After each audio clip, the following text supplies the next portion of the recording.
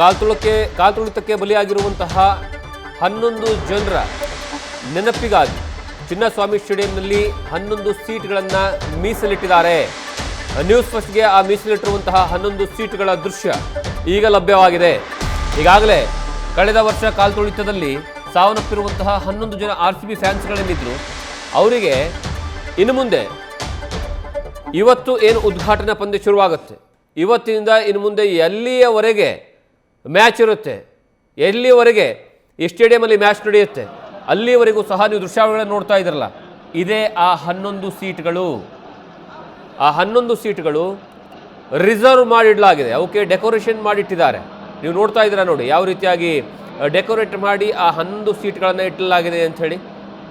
ಮುಂಭಾಗದಲ್ಲಿ 4, ಎರಡನೇ ರೋದಲ್ಲಿ 4 ಮತ್ತು ಮೂರನೇ ರೋ ಅಲ್ಲಿ 3, ಒಟ್ಟು 11 ಸೀಟ್ಗಳನ್ನು ರಿಸರ್ವ್ ಮಾಡಿ ಇಡುವಂತಹ ಕೆಲಸವನ್ನು ಈ ಬಾರಿ ಆ ಮೂಲಕವಾಗಿ ಅಭಿಮಾನಿಗಳು ತಮ್ಮ ಅಭಿಮಾನವನ್ನು ಪ್ರದರ್ಶನ ಮಾಡುವಂತಹ ಸಂದರ್ಭದಲ್ಲಿ ಕಾಲ್ತುಳಿತದಲ್ಲಿ ಬಲಿಯಾಗಿದ್ದರಲ್ಲ ಅವರಿಗೆ ಗೌರವ ಸಲ್ಲಿಸುವಂತಹ ಕೆಲಸವನ್ನು ಮಾಡಲಾಗ್ತಾ ಇದೆ.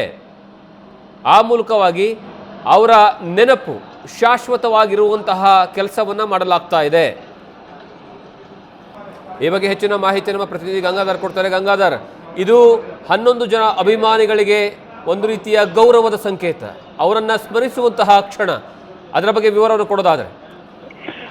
ಜಗದೀಶ್, ಏನಂದ್ರೆ ಕಳೆದ ವರ್ಷ ಜೂನ್ 4ರಂದು ಏನು ಬೆಂಗಳೂರಿನ ಚಿನ್ನಸ್ವಾಮಿ ಸ್ಟೇಡಿಯಂ ಬಳಿ ನಡೆದಂತಹ ಒಂದು ಕಾಲ್ತುಳಿತದಲ್ಲಿ 11 ಜನ ಕ್ರಿಕೆಟ್ ಅಭಿಮಾನಿಗಳು ಮೃತಪಟ್ಟಿದ್ರು. ಸೊ ಈಗ KCA ಮತ್ತೆ RCB ಅವರಿಗೆ ಒಂದು ಗೌರವ ಸಲ್ಲಿಸಬೇಕು ಅಂತ ಹೇಳ್ಬಿಟ್ಟು ಈ ಹಿಂದೆ ಕೂಡ ಸಭೆಯಲ್ಲಿ ನಿರ್ಧರಿಸಿತು. ಜೊತೆಗೆ ಸಾಕಷ್ಟು ಮಂದಿ ಕೂಡ ಕ್ರಿಕೆಟ್ ಅಭಿಮಾನಿಗಳು ಇರ್ಬೋದು, ಜೊತೆಗೆ ಸರ್ಕಾರ ಇರ್ಬೋದು, ಒಂದು ಒತ್ತಾಯವನ್ನ ಏರಿದ್ರು. ಅಂದ್ರೆ ಈ ಮೃತಪಟ್ಟ 11 ಮಂದಿಗೆ ಒಂದು ಗೌರವ ಸಲ್ಲಿಸಲೇಬೇಕು ಅಂತ.